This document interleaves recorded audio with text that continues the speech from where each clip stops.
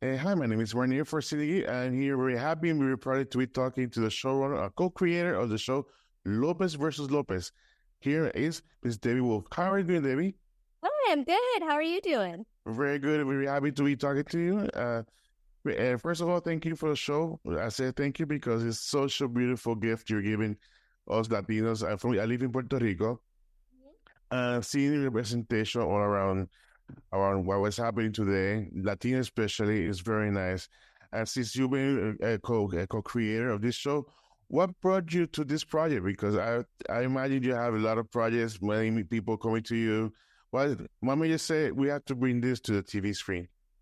I'm a Latina and my mom's from El Salvador and my dad's Jewish, so I'm half and half. But I say I'm a pupusa filled with pastrami, so it's mixed. I was drawn to Mayan's TikTok. You know, the show was born out of her TikTok where she was like airing out the dirty laundry between her divorced parents working upside down. And I thought it was hilarious because, like, you know, I've always expressed growing up, like, I always had identity crisis, you know, being with having an immigrant mother, like living in America, like trying to figure out who I was.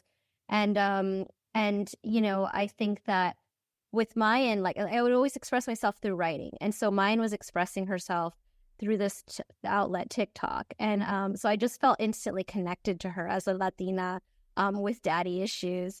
And so I just like I was like, this is a show. I just saw it and I was like, this is a show. And Bruce Helford, who created the original George Lopez show, I had worked for him on Connors, and I emailed him at 3 a.m. I said, here's this TikTok. This is how we bring George Lopez back to network television. It's a show with his daughter. And it's sort of like, you know, the next iteration of like, you know, his original show was about his relationship with his grandmother. And I was like, now he's the grandmother. now he's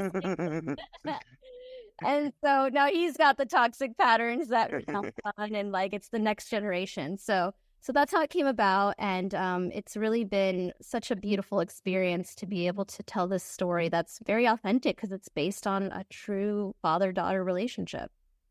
Yeah, Maya has blossomed on screen. I remember from seeing her from the first season, and now the second season, she's like taking the role. I see her on the media circuit talking about her experience, and I also got a chance to talk to her about diversification, how proud she is on being the only one on a network like NBC being able to portray these stories. But you as a showrunner have also you're working on Primo, and then One Day at a Time, which my daughter loves. She's a teenager. She loved it. And how important was it to bring I love that show. And also Rita Moreno was so beautiful. How was it working with her? Oh, she was incredible. And like I was so over the moon because last year I asked if she would guest star and she said yes. And she said that Yeah. and she was very complimentary. She's like, you know, I loved that your scripts on One Day at a Time, like they were always so whimsical, she said. And she's like, I love your sense of whimsy. I was like, oh, thank you, Rita. Working with her, she's a genius. She's incredible. Like she's like just watching her on screen. We had this scene she plays in the first season, she plays George's grandmother who's passed, and so she's a ghost. Yeah, I remember. Yeah. Yeah. Yeah. She played this emotional scene with him, and it was so powerful. We were all in tears behind the monitor. She's just such an incredible performer, and I'm so blessed that I got to work with her in my lifetime.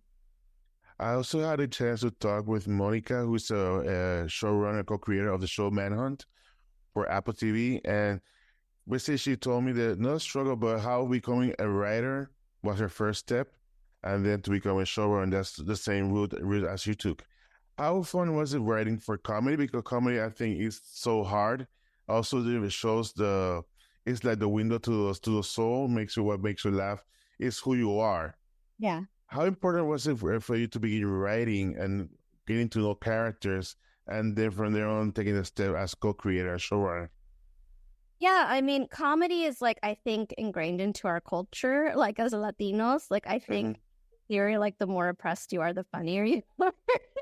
Yeah. Which is true because that's how we deal with our trauma, our generational trauma, and like and every all the odds stacked against us. We just have to laugh about it. And so that's just very been always ingrained into me. My family's like very funny. My mom is one of the funniest women on the planet. And so that's always been a part of me. And you know, So that always like seeped into my writing. No matter how serious I tried to be like this indie feminist filmmaker, but it was always funny. There was always a joke that I had to like cut it with a joke. And so I've just brought that with me like throughout my career, and it's just very natural for me to do, to like find, to reflect on painful situations of the past and know what's funny about that. And that's what we do in the show. No, the show is great. The show is amazing. I watch it with my daughter. As I said before, she's a teenager. And some of the things we can talk and relate that to the beauty of shows, that it gives you an opportunity to talk about situations, your life, and maybe bring it up to them. Maybe we can talk about my father, the way he was, and the way I try not to be the same way, like drinking. I don't drink. I don't like to drink. So it's a great opportunity for us, as parents, to talk to them and tell them how our stories.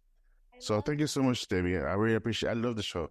Oh, thank you. That's so beautiful too. Like that's that means the world to me, that that the show can like start those conversations in homes and bring people together. That means everything to me. So the people who are not watching Lopez versus Lopez, go ahead. You can watch it on Netflix, then on Tuesdays on NBC, and the next day on Peacock. David, so much, and thank you so much. I really had a good time talking to you. I learned a lot. So keep on the good work and keep the Latino word out there. So thank you so much. So much, Mark. Take care. All right.